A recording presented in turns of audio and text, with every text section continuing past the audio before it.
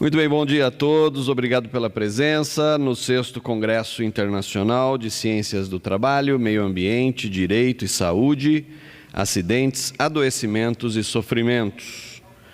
Lembrando que o seminário está sendo transmitido no site www.congressointernacionaldotrabalho.com e também no canal da USP no YouTube. A mesa desta manhã trará o tema Crimes Ampliados, Samarco, Vale e Cidade de Barcarena, expressões dramáticas recentes da ganância do capital e da falácia da gestão como solução.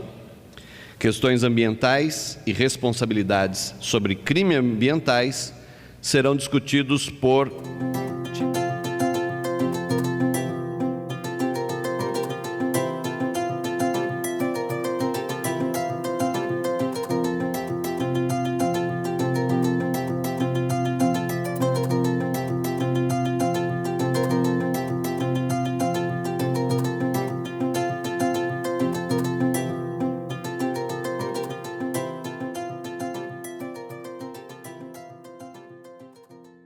Olá, bom dia aos presentes, a todos que estão nos assistindo pela transmissão ao vivo.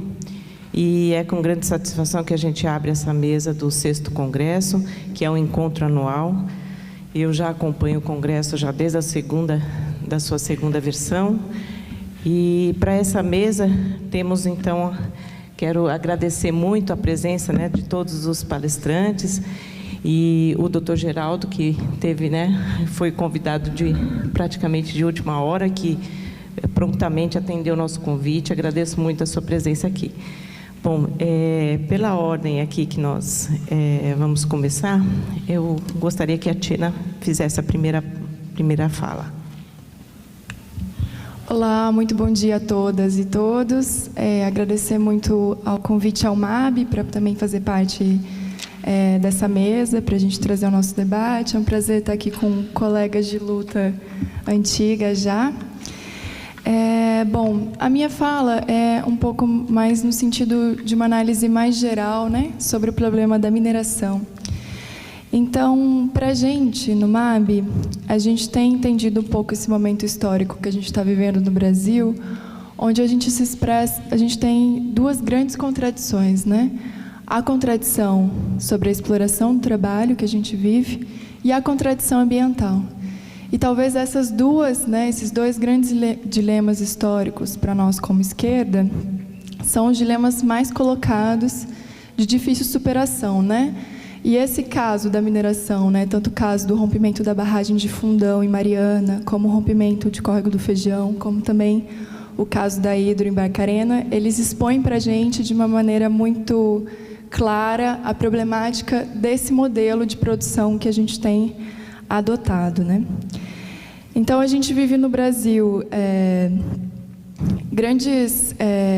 temos visto, todos esses problemas com relação a esse tipo de crime, e é importante a gente resgatar um pouco a história disso, Então, quem são essas empresas, que estão por detrás desses problemas, No caso de Brumadinho e também Mariana, a Vale, que é uma empresa que já foi estatal, que já foi nossa, do povo brasileiro, que foi fundada em 1942, justamente com esse propósito de desenvolver uma indústria nacional.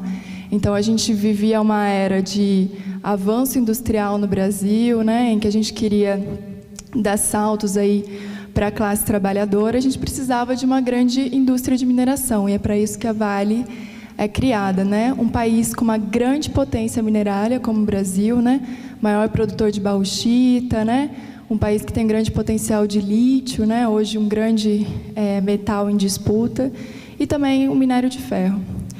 E aí depois a gente vive nesse processo de privatização dos anos 90, e aí é importante também a gente definir, que de 30 até 70 no Brasil, a gente tem ainda um período de industrialização, do país. Então, a gente tem um período de formação de classe trabalhadora, E aí, depois dos anos 70, a gente já começa a viver grandes dramas do que temos hoje, que é um processo de desindustrialização, E somado a isso, nos anos 90, a gente tem todo um processo de avanço de privatizações, né, de políticas neoliberais, que talvez hoje a gente viva um novo aprofundamento.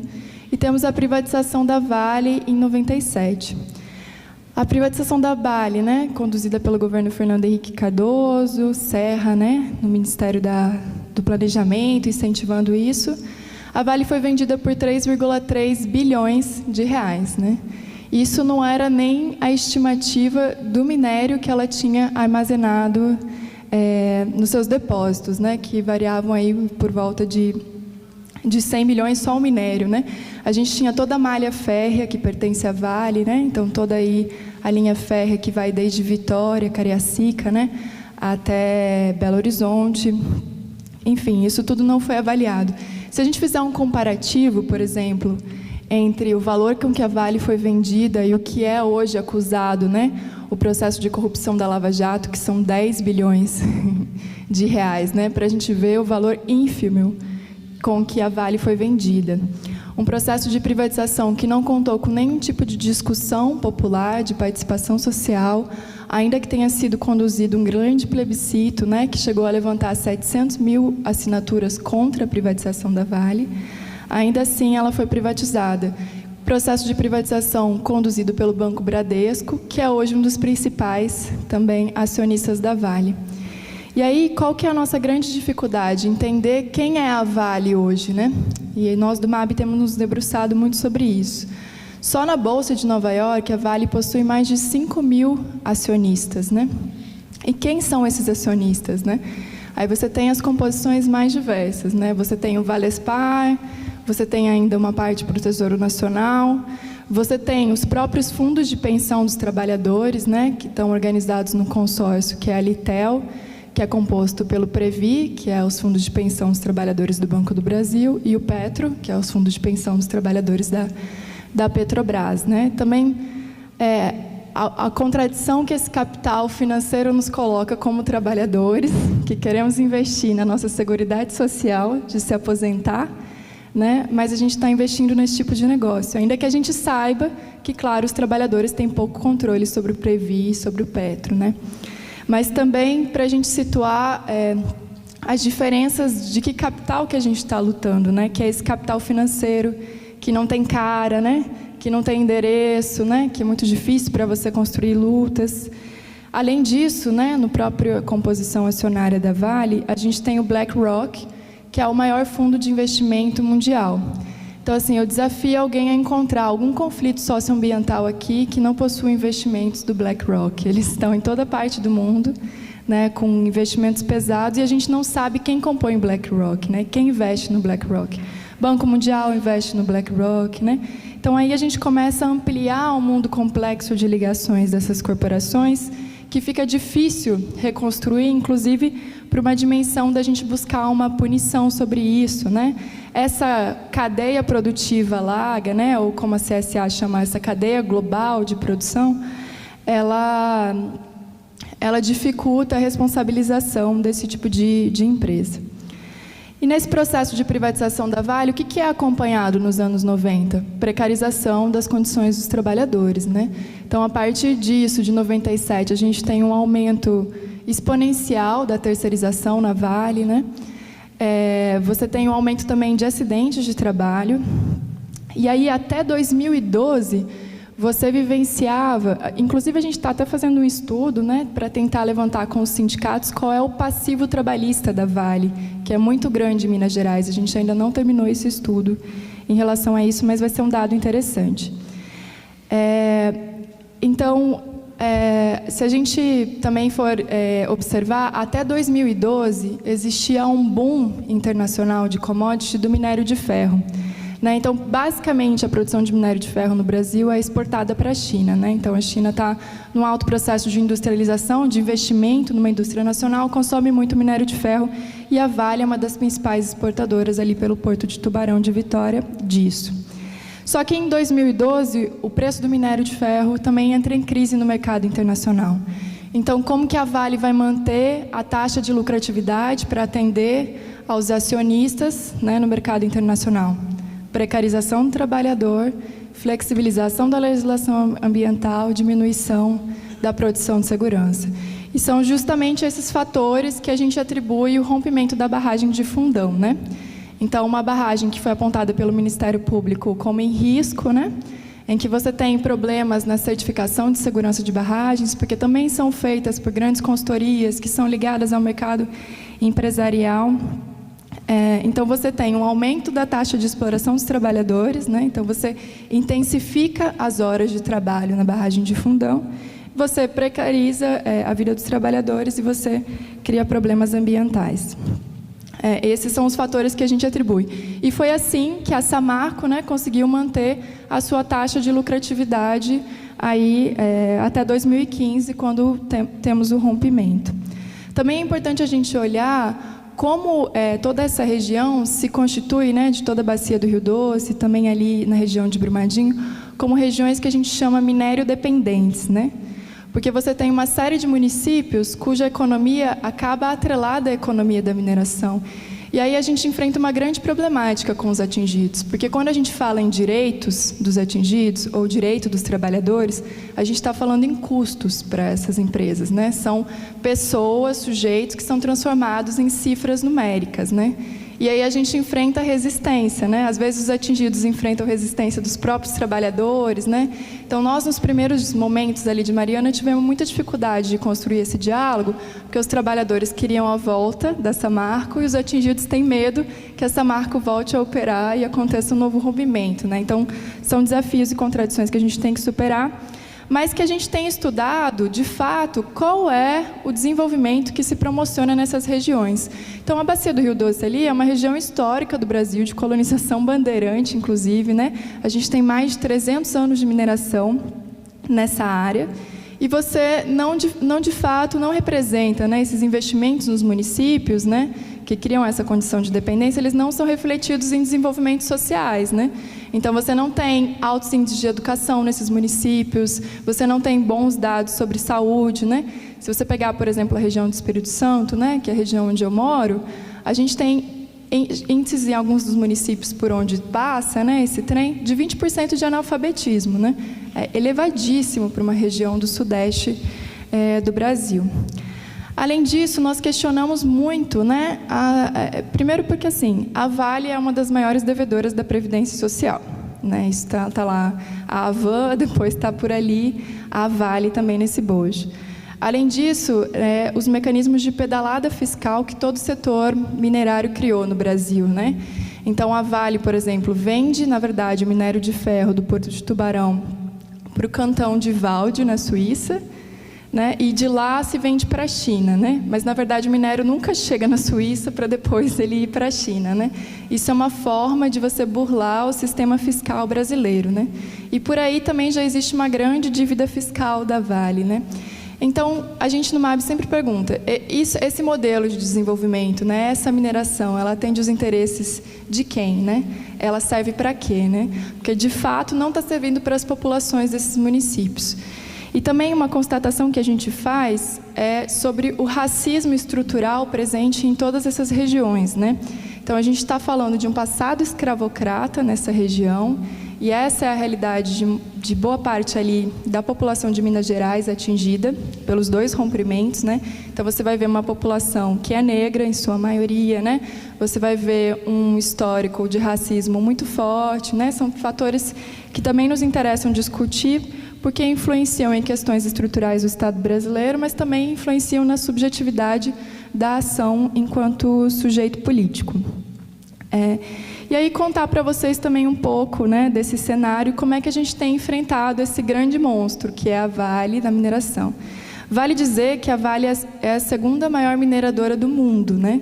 A primeira mineradora do mundo é a BHP, né, que é a outra acionista que compõe o capital da Samarco. Em que pese elas terem algumas disputas no mercado internacional, né, como por minas de fosfato, né? Aqui elas têm as contradições do capital, elas têm uma aliança no negócio da Samarco.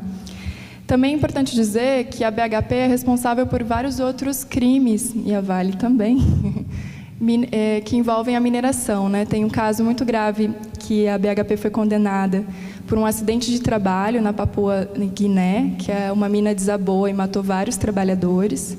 Também tem vários casos na África, né, de contaminação de vários cursos de água. E a Vale é uma grande conhecedora mundial de violações trabalhistas, né? Tivemos ações dos metalúrgicos no Canadá contra a Vale, aí no final dos anos 90, mas também todo o corredor de Nacala, todas as violações da Vale também em Moçambique, né? Isso para a gente perceber também que o modelo de mineração na sociedade capitalista, ele é necessariamente violador de direitos, né? E nesse de produção, modelo de distribuição da mineração, né? Porque a gente tem aí uma série de comunidades também que reivindicam os impactos que o trem passa, né? O trem geralmente da Vale, né? Você tem o S11, né? Que liga Carajás até o Maranhão.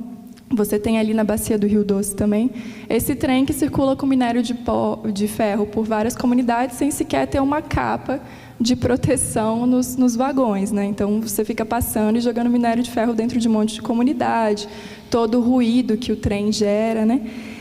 Então a distribuição também é um problema, né? Em termos de contaminação também, né? O grande translado de minério via marítima, né? Do litoral do Espírito Santo para a China, enfim, também causa uma série de impactos e uma série de inseguranças em termos de biossegurança. E o próprio padrão de consumo, né? Que a gente tem que discutir um pouco, né? De fato, a gente está produzindo minério, mas a gente não está produzindo para usar na indústria nacional, porque, muito pelo contrário, a gente é um país que sofre de desindustrialização e cada vez menos interesses governamentais em investir nisso. Também, sobre a gente tem falado muito sobre o aspecto dessa contaminação em larga escala, né?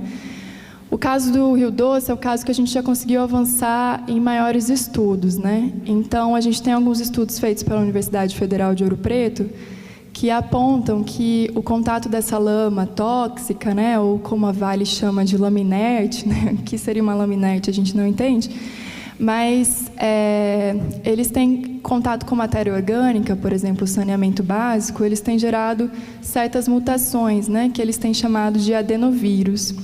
E a gente não sabe qual é o resultado disso no impacto com a vida humana, enfim. Ou mesmo, né, como pegou toda a bacia do Rio Doce e atingiu o litoral capixaba. Então, no litoral capixaba, a gente já tem alguns estudos com diversas espécies de peixe, né, o camarão também, como eles têm acumulado metais pesados, né? Então, se acumula no fitoplâncton, os peixes comem, se acumulam nos peixes e as pessoas estão consumindo de maneira desordenada, né?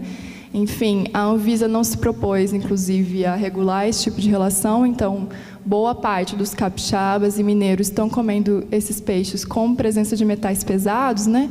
Como manganês, ferro, chumbo, arsênico, a gente encontra também mercúrio, mas eles alegam não ter relação com a atividade de mineração. Quais são os efeitos que isso pode causar na saúde a longo prazo? E isso se reflete em vários outros casos da atividade da mineração no Brasil, né? Carajás também, a gente tem vários relatos sobre isso, tem aí todo o universo dos trabalhadores, que eu vou deixar mais para os meus colegas aqui. Também a gente tem vários estudos que envolvem os impactos desse modelo de mineração a nível de América Latina também, e de resultados de contaminação. Mas aí contar para vocês mais especificamente também sobre os casos, né? Nós do MAB chegamos a Mariana no dia 5 de novembro e a gente nunca tinha lidado com esse tipo de situação de conflito, né? Nós somos um movimento que trabalha geralmente com populações deslocadas por grandes empreendimentos hidroenergéticos, então a gente geralmente chega numa zona de conflito com um certo tempo para lidar com o conflito, para buscar informações, que é o tempo de construção de uma represa, né?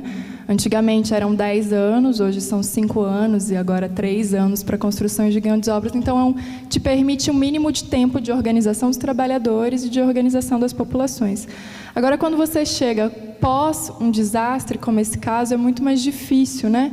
Você construir esse universo de informação e desenvolvendo esse aspecto subjetivo de consciência, né, para algum trabalho.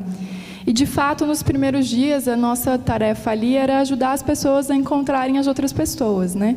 porque virou um caos, era ajudar a limpar as pessoas que chegavam no ginásio Mariana sujas de lama, né? Então a gente também um pouco chocado, enfrentando aquele cenário. E enquanto a gente estava nesse trabalho, que é praticamente humanitário, a Vale já tinha reorganizado e se estruturado todo o processo de indenização, já existiam os acordos, né? Então, em março de 2016, a gente já é surpreendido com um acordão, né, feito entre o governo federal e as empresas, né, os órgãos ambientais, que criou um grande pacto, né, com 42 programas sociais e ambientais para toda a reparação da bacia do Rio Doce, né? E aí se cria a Fundação Renova, que é na nossa leitura, é um grande anteparo jurídico, né, para você evitar o confronto diretamente com as empresas. Você cria uma fundação privada com capital das empresas para gerir o conflito, e aí aquilo que é uma violação de direitos humanos passa a ser um negócio de gestão pública de direitos humanos, né? Então, você cria um grande monstro, e aí você cria uma instância de governança, né? Então, você insere naquilo que é um problema de direitos humanos toda uma linguagem empresarial. Então, você tem governança, você tem cláusulas de acordo que são compliance, né? Que é uma relação que você estabelece no contrato quando você tem acionistas que precisam proteger seus interesses. Você coloca... enfim, privilegia o que é atividade econômica, né? Então, os sujeitos passam a virar cifras numéricas, né? Então, nesses quase 3 anos de trabalho, né, já um pouco mais de 3 anos de trabalho da Fundação Renova, a gente não vê que nem a primeira etapa básica, que é o cadastramento dos atingidos, foi finalizada. Hoje a gente tem 90 mil pedidos em espera de atingidos para serem cadastrados, né? Então, o que eles imaginavam no primeiro momento, que seria 10 mil pessoas atingidas, porque eles consideravam a zona onde diretamente a lama chegou como atingida, né? Então, a gente, cada vez, na luta do MAB, né, das comunidades, a gente tem ampliado. Então, nesse processo, a gente conseguiu que o litoral capixaba fosse reconhecido como atingido. E nós já estamos trabalhando no MAB com um universo aí de 1 milhão de atingidos, né, na bacia do Rio Doce e litoral capixaba. E cada vez que a gente não sabe o que fazer com aquela lama, né, que a gente não tira a lama do território, ela continua se expandindo aí na faixa do mar também, portanto, expandindo a contaminação. Então, a gente foi tentando, de fato, se organizar de maneira tardia em relação à estratégia da empresa, os atingidos. Também ali nos primeiros dias, as pessoas que tiveram suas casas destruídas, elas foram alojadas em hotéis, né? Então, a gente estava tentando acessar os atingidos em hotéis e construir processos de assembleia, montar comissões de atingidos. E, de fato, ali a gente começou a sentir as primeiras criminalizações da Vale, né? A Vale é uma empresa que já foi, inclusive, denunciada em 2011, 2012 por espionagem, escuta ilegal, né? Escuta de telefone, e não teve nenhum tipo de punição. Então, claro, a Vale fez um acordo com os donos de hotéis, alugou hotéis inteiros, e o MAB não podia entrar. Então, a gente teve que, com muita dificuldade, vencer esse cenário, né? E aí a gente faz uma luta bem pouco a pouco. Então, por exemplo, em 2015, em dezembro, a gente estava lutando para que as famílias... Porque imagina uma família de 4 pessoas morando num quarto de hotel por um mês, né? O que isso representa na desestruturação familiar de pessoas que estão vivendo um estresse pós-traumático, né? Então, a gente teve um grande esforço, uma grande luta para que naquele momento, a Samarco alugasse casas para essas pessoas poderem passar o final de ano. A nossa luta era Natal em casa, né? Receber um auxílio no final do ano para poder, enfim, viver o momento de Natal. Então, em termos, né, acho que aqui mais do aspecto mais da saúde, né? A gente tem hoje todas essas pessoas que foram atingidas, né, nessa primeira zona. A gente divide em 3 zonas a bacia do Rio Doce, né? Essa zona do Alto Rio Doce, que é a zona onde a lama chegou diretamente nas casas, você tem um cenário de completa desesperança. Você vai chegar a 4 anos agora em novembro e você não tem uma casa construída. Nenhuma das casas destruídas foi reconstruída. Você tem um único reassentamento, que é para Bento Rodrigues, a principal comunidade destruída, que é do lado do lixão de Mariana, que as pessoas não tiveram nem a oportunidade de escolher onde queriam ser reassentadas. E, pior ainda, né, a comunidade deles, que eles queriam que virasse um memorial, foi construída uma outra represa, né, que é o dique S4, contra a vontade deles, para botar boa parte dos rejeitos. Então, esse cenário de ansiedade, de angústia, né, da espera daquela indenização que vai vir ou não vir, todo final de ano tem uma articulação das empresas, né, inclusive eles têm utilizado o judiciário para bloquear isso, que é o fim do pagamento dos auxílios financeiros emergenciais que as famílias recebem, ou o fim do pagamento dos lucros cessantes que eles recebem também no final do ano. Todo ano corre esses boatos, todos os anos tem ameaça, então você tem medo de receber aquele teu auxílio mensal. Inclusive agora, nesse momento, a Samarco está cortando vários auxílios mensais por problemas de cadastramento, né? Um cadastro super problemático que eles fazem e muito questionado. Então, essa é a situação de quem perdeu a casa e sequer tem esperança de voltar a ter uma casa ou voltar a ter uma vida comunitária, né?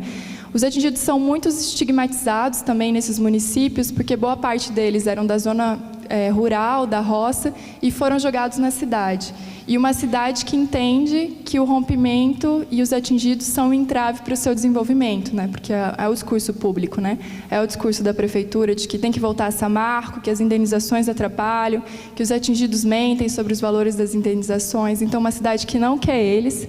Inclusive, a gente teve que construir uma luta para existir uma escola municipal própria para os atingidos de Bento Rodrigues, porque as crianças estavam sendo estigmatizadas a tal ponto na escola que eles tinham desistido de ir para a escola. Todos estavam em trauma.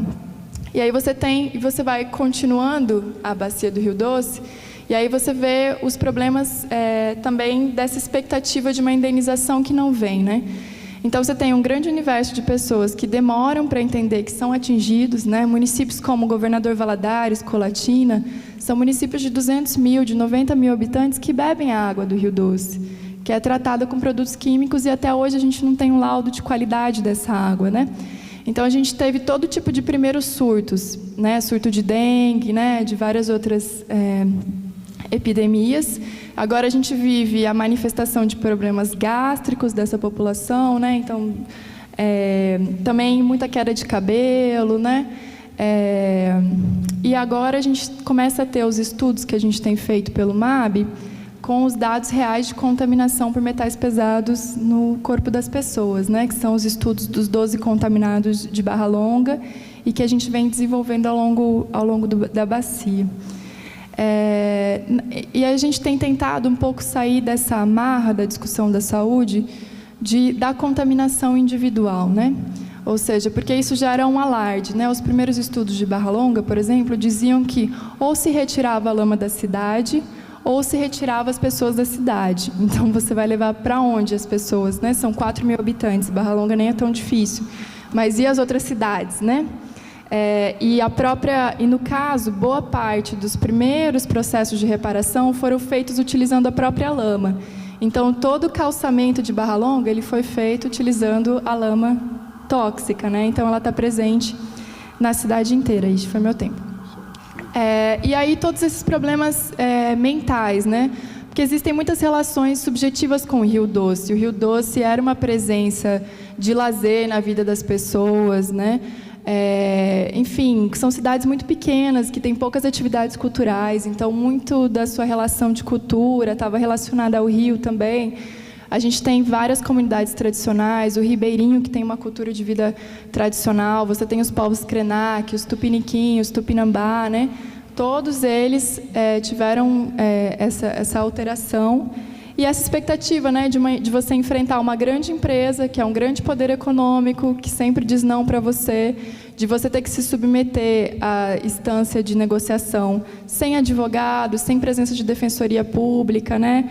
A maioria da população analfabeta, né, que tem dificuldade de lidar com essa dimensão de direitos. Esse é um pouco o cenário da Bacia do Rio Doce. A gente tem tentado no MAB, né, esse desafio de organizar as populações, organizar a resistência, ter feito um trabalho forte com as mulheres, né? Porque o que acontece? Quando você cria dependência econômica das famílias a um cartão mensal e você proíbe a pesca, né? O pescador, por exemplo, de mar, ele vai 10 dias para o mar, 15 dias para o mar, né? Volta, 5 dias descarrega e volta para o mar. Imagina o que é ter que impor a esse trabalhador, cujo pai dele também foi pescador, o avô foi trabalhador, ele tem que ficar em casa agora, né? Então a gente tem alcoolismo, aumenta a dependência de drogas e aumenta, obviamente, a violência doméstica, né? E as empresas não estão reconhecendo as mulheres como atingidas. Dos cadastrados, 50% são mulheres, mas só 30% das mulheres recebem algum tipo de benefício. E dessas 30%, 15% é na qualidade de dependente dos maridos. Isso quer dizer que as mulheres estão perdendo autonomia financeira, as mulheres não estão acessando renda, né? Isso também é um problema de longo prazo e é uma denúncia que a gente tem feito. No caso de Brumadinho, aí a gente já chegou mais esperto para a história. A gente já chegou sabendo que tinha que fazer o trabalho humanitário, mas que também tinha que ficar de olho nos acordos. E eu acho que também as instituições do sistema de justiça também chegaram mais preparadas para esse momento. Então, de cara, a gente fez o que a gente não fez no caso de Mariana, que é bloquear liquidez de conta das empresas. É isso que faz existirem acordos. Se a gente libera essa liquidez também, a gente perde a chance de melhorar os nossos acordos ou continuar os nossos acordos.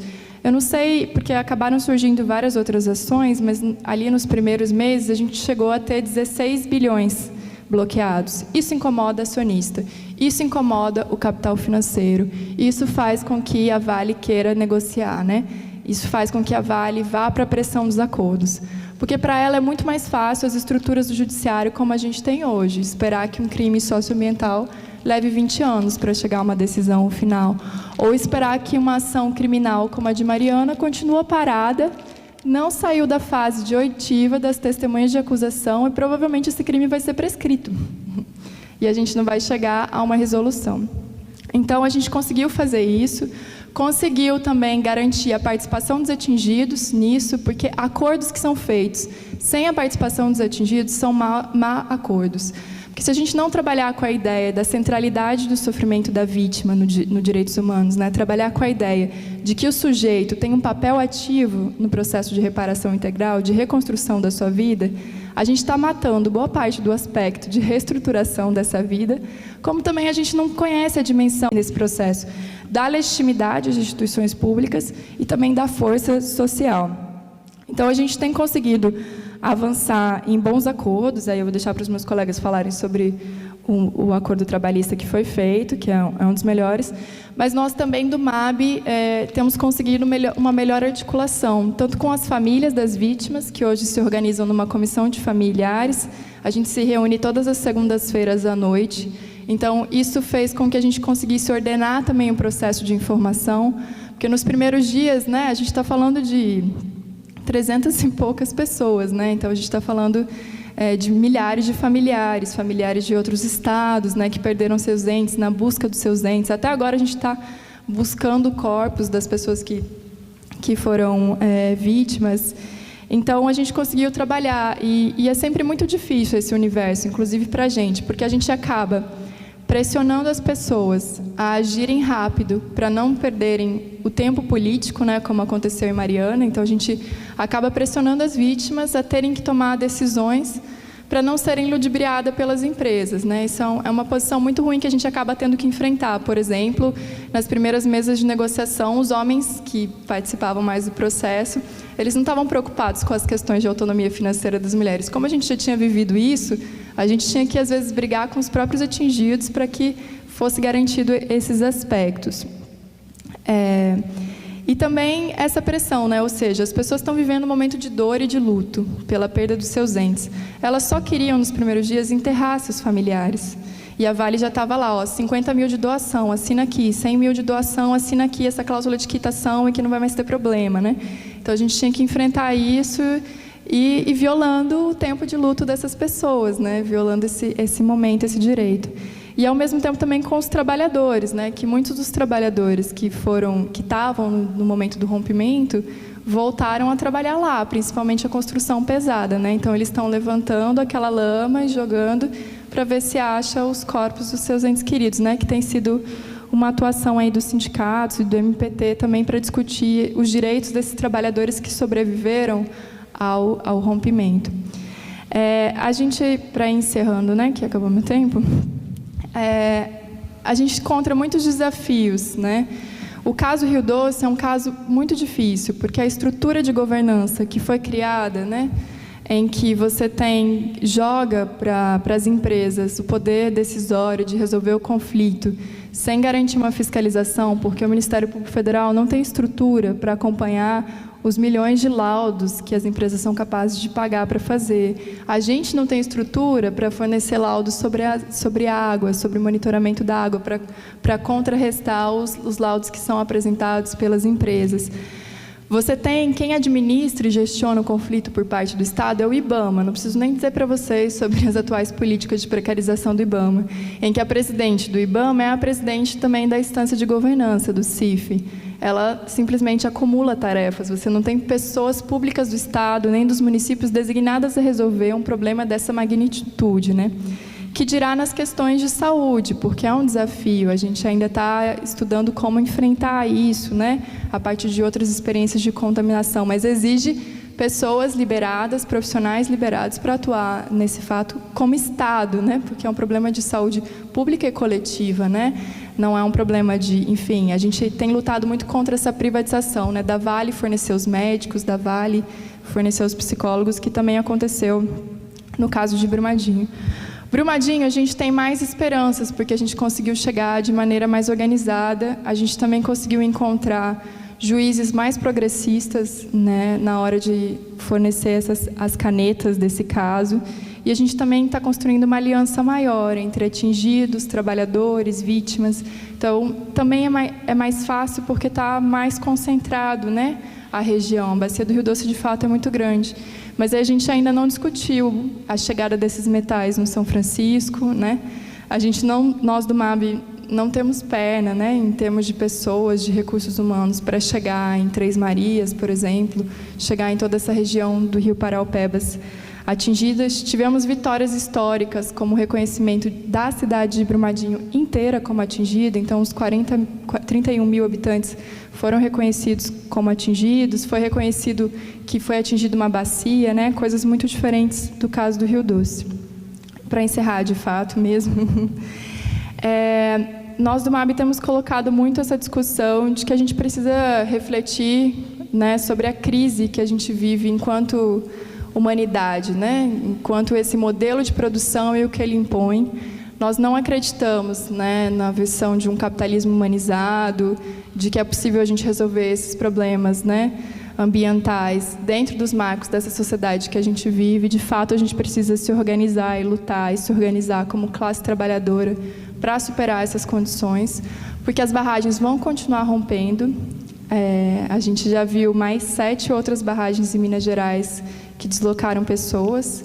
Não vai haver segurança e, pior ainda, um país que não está produzindo dados sobre isso, né? Um país agora que não gera mais dados, que não gera mais monitoramento, que não se investe mais nisso, e com um alto índice de perseguição ideológica, né? Que a gente vive cotidianamente por vestir uma camiseta do MAB ou por vestir uma camiseta vermelha, por se propor a organizar a classe trabalhadora.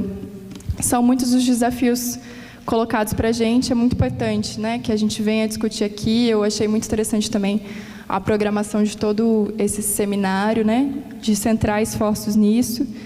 E é isso, o MAB está à disposição para a gente discutir. A gente constrói a Plataforma Operária Camponesa de Energia e Água, em que a gente debate o sistema junto com os sindicatos, e que a gente tem Brumadinho, com certeza a gente vai avançar mais, porque a gente consegue ter mais força nisso. E, de fato, né, a gente diz que a água, a energia, o minério, eles não são mercadoria, que eles deviam estar a serviço do povo brasileiro, de um projeto de soberania, e que a gente, de fato, distribuísse essas riquezas, que o nosso país gera muita riqueza, mas a gente não distribui, e a gente continua com esses tristes índices para esse país. Ah, tá. Então, pediram aqui para eu trazer um vídeo, que ele é, na verdade, um trailer de um filme que a gente fez no MAB, de um trabalho com as mulheres, se chama Arpileiras, Bordando a Resistência. As arpileiras é o tecido da juta, em espanhol. É uma técnica de bordado que era utilizada no Chile, nos anos 70, pelas mulheres da periferia, que perderam seus maridos na ditadura do Pinochet como forma de registro de memória e denúncia. E isso serviu para a Comissão da Verdade e da Justiça resgatar várias histórias da periferia chilena. Inspirada nessa técnica, nós do MAB também começamos a trabalhar com as nossas mulheres atingidas, para elas contarem esse universo de subjetividade e a gente reconstruir essas violações. Então, é mais um convite para que depois vocês vejam o filme está no YouTube, e aí o vídeo. Também tem, são 5 histórias de 5 mulheres de 5 regiões do Brasil, e uma das regiões é justamente Mariana, do crime da lama. É isso, obrigada. É vídeo pro vídeo.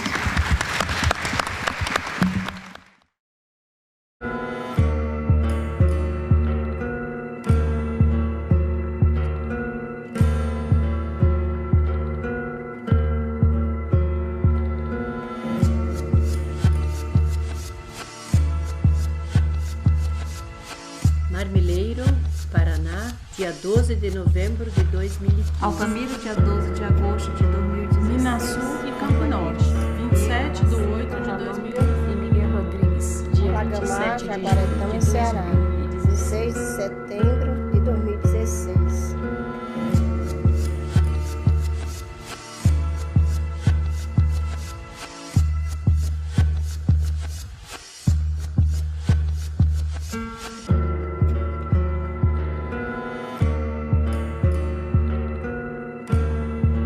Na arpilheira que bordei e que vai chegar em tuas mãos, registrei a dor que eu senti por ter que sair do lugar onde morei para dar lugar ao resultado de uma obra faraônica.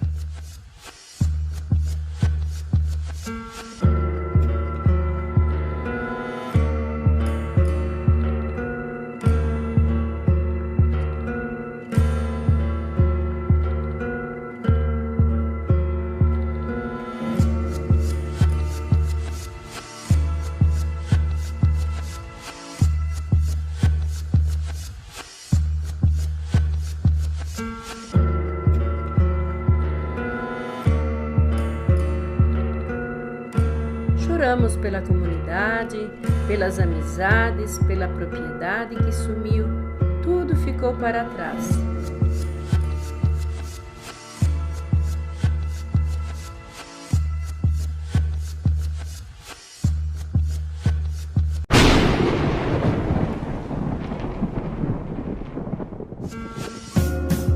Eu, Marta, atingida pela PCH, para gerar energia para Samarco, autora do crime que atingiu Simone em Gesteira e Barra Longa no dia 5 de novembro de 2015, onde causou a morte de 20 pessoas, entre esses um bebê que nem ainda tinha nascido.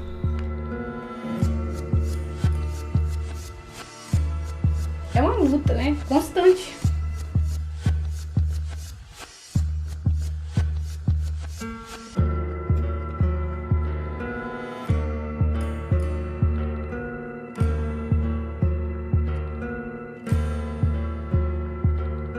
Eu, a Lacídia, Fatinha e Elane somos companheiros também de luta.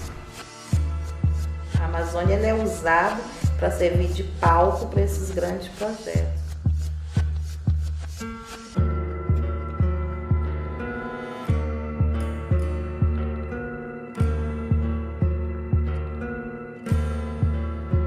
Eu, Patrícia e Dona Sebastiana, Tiana, queremos passar para vocês, companheiras de luta, um pouco de nossa história.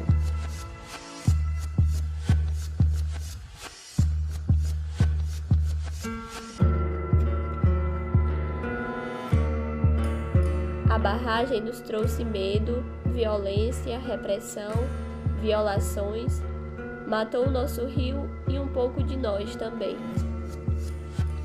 Mas nós resistimos.